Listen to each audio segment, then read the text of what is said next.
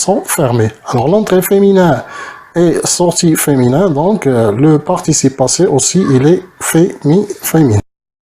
Genre, pour le genre, les pronoms personnels des premières et deuxième personnes singulier pluriel n'indiquent pas le genre. Seule la personne qui écrit est en mesure de fixer ce genre. Je suis arrivé, un homme qui parle.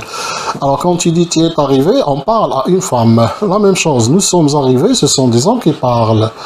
Et quand vous dites nous sommes arrivés avec un E du féminin à la fin du participe passé, ça veut dire ce sont des femmes qui parlent. Vous êtes arrivé, ça veut dire qu'on parle à des hommes.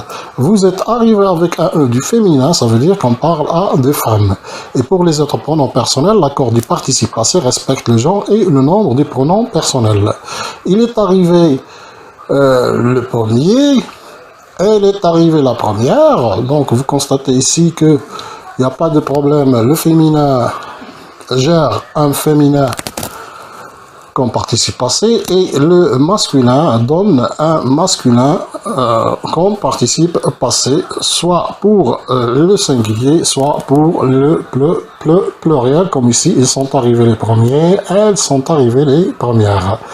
Quand le sujet et le pronom ont, alors le sujet, on a comme sujet le pronom on peut accorder le participe passé. Ça veut dire qu'on peut être soit masculin singulier, soit masculin pluriel. Masculin singulier, on est entré au stade. Masculin pluriel, on est entré avec S au stade. Le passé composé avec l'auxiliaire avoir. La conjugaison des verbes français au passé composé avec l'auxiliaire avoir ne s'accorde jamais ni en genre ni en nombre avec le sujet.